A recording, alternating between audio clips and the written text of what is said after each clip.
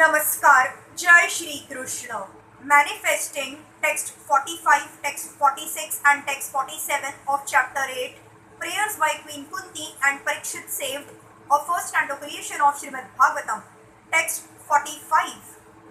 Tam Badha Mityu Pamantriya Pravishya Gaja Sahavayam Striya Shacha Swapuram Yasyana Premna Radnya Nivaritaha.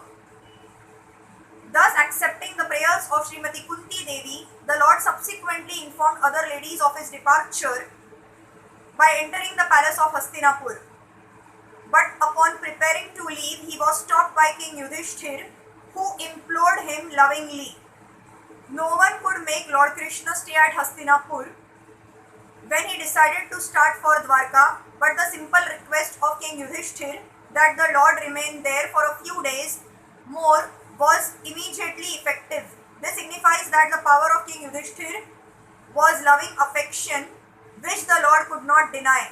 The Almighty Lord is thus conquered only by loving service and nothing else. He is fully independent in all his dealings, but he voluntarily accepts obligations by the loving affection of his pure devotees. Text 46. Vyasa Dhyai Rishware Hadnyaiha Krishna-Nad Bhutakarmana Prabodhito Api Tiha Sairna Budhayata Shucharpitaha.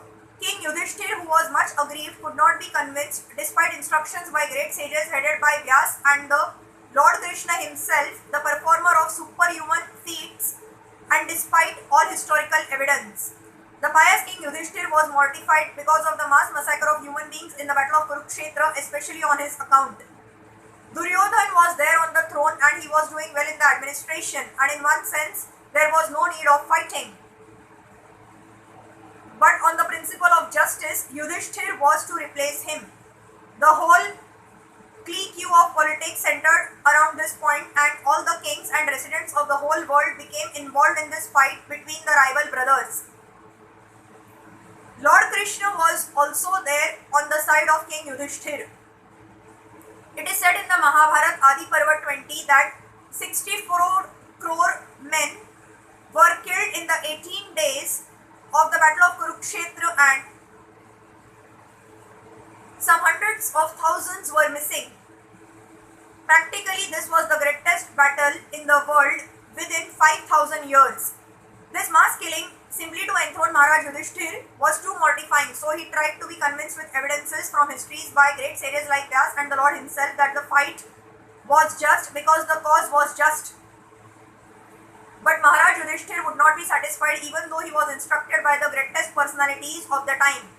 Krishna is designated herein as the performer of superhuman actions, but in this particular instance, neither he nor Vyasa could convince King Yudhishthir. Does it mean that he failed to be a superhuman actor?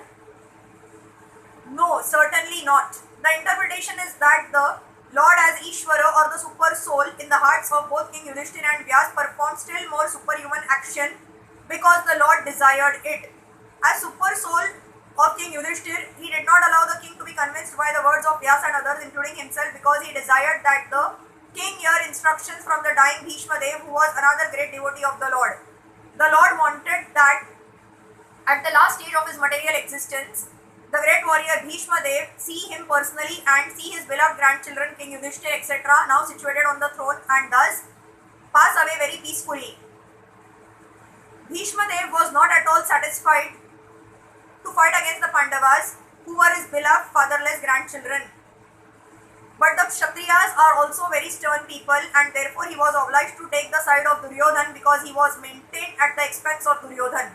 Besides this, the Lord also desired that King Yudhishthir be pacified by the words of Bhishma Dev so that the world could see that Bhishma Dev excelled all in knowledge, including the Lord himself. Text 47.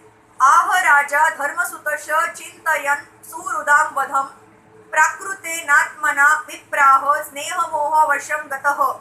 King Yudhishthir, son of Dharma, overwhelmed by the death of his friends, was aggrieved just like a common material materialistic man.